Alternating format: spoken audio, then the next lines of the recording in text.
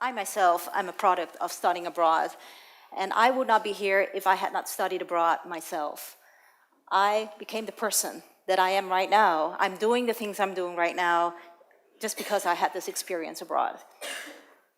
A little bit about my background. I come from a very international family. My parents worked and studied abroad, and they met each other in Hong Kong. My father was working in Asia. My mother was in school in Hong Kong. Then she studied abroad in Australia to finish school over there.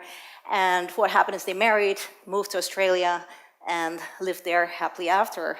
That's what they thought. But they went to the Netherlands, back home to my father's family, and they decided the Netherlands is a great place to raise a family. So that's when I came about. I was born in the Netherlands. I grew up in the north of the country, in Drenthe, and that's where I thought I had a very regular Dutch life. However, I went to school in Groningen, which is a great place to study, and I had a regular student life, I thought, but I wanted more. So I moved to the United States and went to graduate school over there. Actually, I went to Texas, of all places. Texas is big. Everything is big in Texas, and I really loved being there. The University of Texas is very international. I met many students over there, both Americans and international students. And there I also found my own identity. I found out that I was really Dutch in their eyes. You know, perceiving myself as a Dutch/Asian student from the Netherlands, there I was totally Dutch. And I got many, many questions about my background. Like, what is this policy in the Netherlands about euthanasia? What about gay rights? What about soft drugs, about selling those and using them? And I felt like I had to defend a lot of things that I was not even aware of myself, being from a society where things were like the norm, right? So I felt I had to explain a lot of things, but that made me very much aware of my identity, my norms. And I got a lot of personal questions, a lot of sometimes offending questions, but it made me realize that I had to really formulate my opinions in a very clear way, which I enjoyed. I made many, many friends in Texas. I went to rodeos, like you can see on this picture. I made cowboy friends. I had friends who were Republicans, who had guns in the back of their pickup truck. I had friends who were very liberal and they were street musicians in Austin. It was a blast. I learned a lot, but at the same time, I felt I had to move on and get another foreign experience. So I moved to Asia, and I had this chance to do an internship for 4 months while I was actually still a graduate student in Texas. So I moved to Korea. I had never been to Asia before, even though my mom was from China. But there I had to reinvent myself again. I was thinking, okay, I'm Dutch. I just happened to study in the US. But when I came to Korea, people didn't see me as Dutch. They saw me as a single, unmarried woman, 26 years old, needing a husband, because they felt they needed to take care of me. It was a totally different society than I was used to in the Netherlands and the US. And it confronted me also with my Asian background. You know, I have some mild Asian looks, that's what I thought. But that was a confusing thing at the same time, because people were looking at me and saying, wow, those freckles. And people were touching my skin on the streets. I went to a bathhouse and met many wonderful Korean women, and they were jealous of my fair skin. And I was very embarrassed always that I was never getting a tan, but they said, I love your skin, it's so white. Wow, these were really interesting things. Another thing was that I was living with a Korean family. They spoke no English. I was interning at the city hall in Korea, in Daejeon, where no one spoke English, only my boss had a few words. What I found out is that I was kind of low on the food chain. It was like I was at the end of a long, long desk of workers. My boss was all the way on the top of the desk, and he was getting the big privileges, like sitting in a big armchair and having a nap after lunch while everyone else was working. And I learned the hard way that I had to behave. I was the only woman in the office, but I gained my position there, respect. I had to go drink with the guys afterwards, and I did. It was a lot of fun. I did karaoke, and at the end, I felt I gained a position and respect because I was asked to teach English as a second language to my boss and to my 50 coworkers there. So that's what I did after work, and I felt I had a new identity again. Even though I was a foreign student, I felt I was now in a position that I could be a teacher to my hosts, and that was a wonderful experience on itself. After graduating in the United States, I had to make a big decision, and that decision was, am I going to stay in the US, or am I going back home to the Netherlands and pick up where I left it?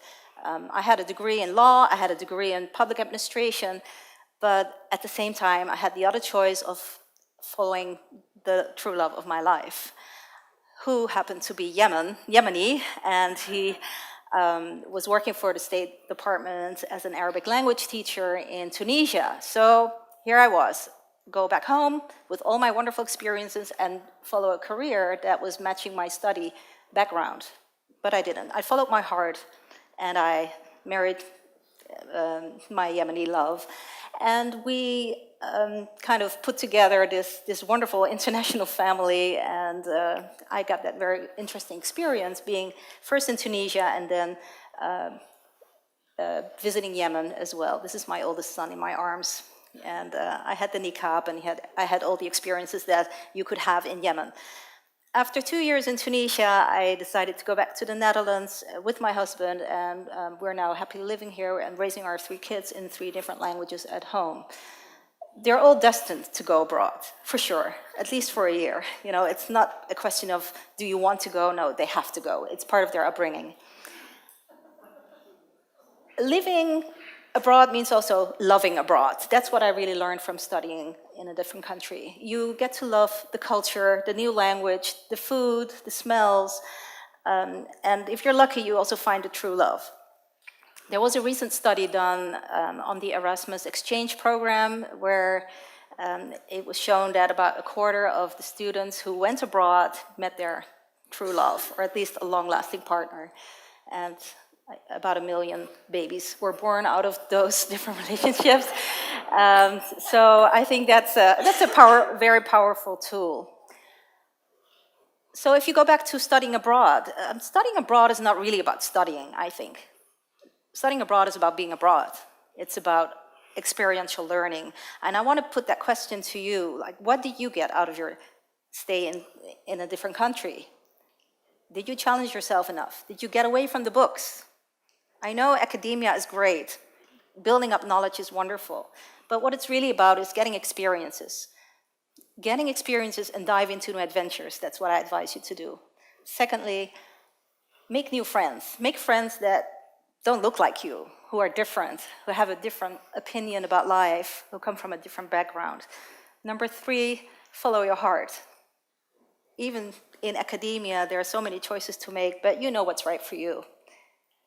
There are so many opportunities, and it's all about diving into life and shaping yourself as a person. You don't know who you are going to be in a few years. This is something you need to explore. There is no big plan. You just have to follow adventure, follow life, and develop the skills that you need to have to go through life in the best way possible. Now I'm a consultant, I'm an educational consultant, and I work with a lot of young people who are dreaming of going to the United States, and we help them with college placements. I often hold a mirror and say, what do you want to get out of this experience? They always say, oh, I want to go to Harvard, I want to go to Yale. I said, I know, but why do you want to go away? You know, what do you hope to get out of that? It's not about your major field of study. It's not about what school you go to. It's about what you learn on the way. The challenges are there. You have to pick them up. So 30 years ago, I was one of the few students who went abroad for a full degree. And I felt I was going the hard way. You know, I had to take out my typewriter. I had to write application papers. And it was not an easy thing to do. I could have just studied in Groningen, stay in the Netherlands, and then just go on to a job here in the Netherlands. But somehow I chose to do it the hard way. Looking at the circle that I went through, it looks like it was all planned, but it wasn't. It was all chances that I saw, opportunities that I saw, and that made me a better person, I think, and living life to the fullest. 30 years ago, it was more for the younger kids who were from military families or diplomats that had a chance to study abroad. Nowadays, it's different. Everyone has a chance to study abroad. Every university has an exchange program, has partners abroad. So it's kind of easy to get uncomfortable in a different country through a comfortable way. You know, your school can arrange everything you want. But now what it takes is guts. You need to have guts to do it, just to do it. It's not about packing the right stuff for your trip abroad. It's about having the right mindset. It's about going out there and meeting new friends, meeting life, basically. So what I call upon is just having all international women and men encourage the younger generation to take a chance and find their destiny. Throw away the books. Everyone can be smart and study and find their way to a better degree in a nicer environment. It's really about developing your character. No guts, no glory, that's what I say.